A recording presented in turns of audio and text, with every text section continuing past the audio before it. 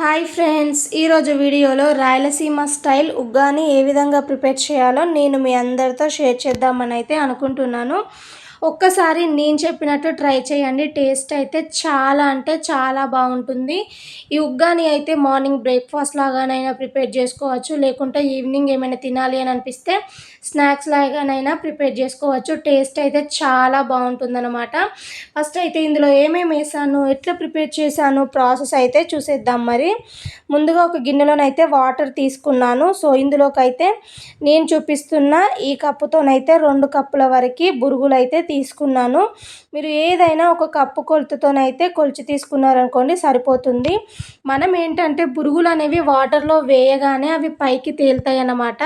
కాబట్టి ఈ విధంగా చేయితోనే ముంచుతూ మరి కాస్త ఈ బురుగులను అయితే నానబెట్టుకోవాలి.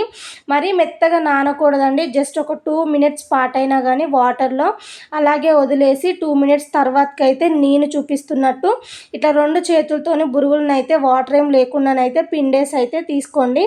సో చూడండి, వాటర్లోకి వెళ్ళి తీసిన తర్వాతకి బురుగులు అనేవి ఈ విధంగా పొడి పొడిగా ఉండాలన్నమాట. వీటిని అయితే పక్కన పెట్టేయండి. మిక్సీ గిన్నెలోకి అయితే ఇప్పుడు 1/2 కప్పు వరకు పుట్నాలు అయితే వేస్తున్నాను. ఇందులోనే 2 ఎండుమిరపకాయలు అయితే ఈ విధంగా తుంచి వేసుకొని అయితే మెత్తని పౌడర్ లాగానైతే గ్రైండ్ చేసుకోవాలి. మీరు ఎప్పుడు ఉగ్గాని చేసినా కానీ ఈ విధంగానైతే పొడి వేసి చేయండి. టేస్ట్ అయితే చాలా బాగుంటుందన్నమాట. సో చూడండి, మెత్తని పౌడర్ లాగానైతే గ్రైండ్ చేసుకొని ఇప్పుడైతే దీన్ని అయితే రెడీగా పక్కనైతే పెట్టేసుకోండి. ఇప్పుడు స్టవ్ ఆన్ చేసి అయితే గిన్నెను పెట్టుకొని ఇందులోకి 3 టేబుల్ స్పూన్ వరకు ఆయిల్ అయితే వేసేసుకోండి.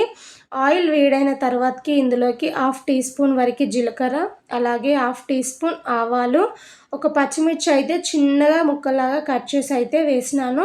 అలాగే చిన్న ఉల్లిపాయను అయితే చిన్న ముక్కలాగా కట్ చేసి యాడ్ చేశాను.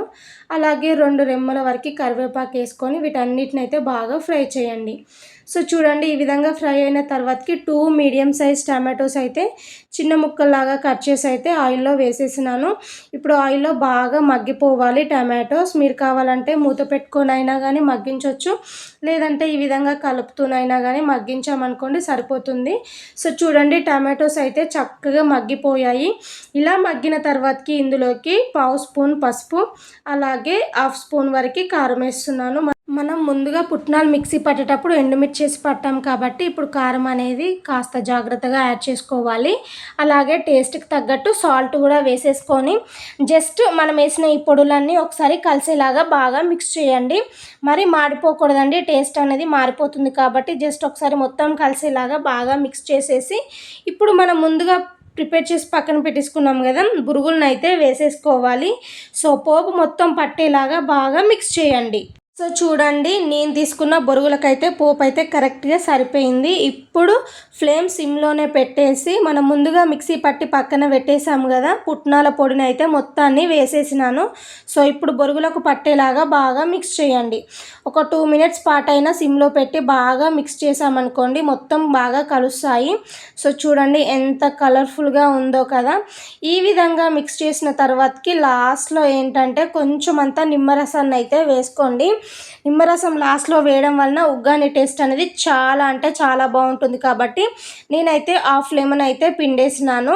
టేస్ట్ అయితే నెక్స్ట్ లెవెల్. మన ఛానల్ ఫస్ట్ టైం చూస్తే సబ్స్క్రైబ్ చేయండి. Thank you.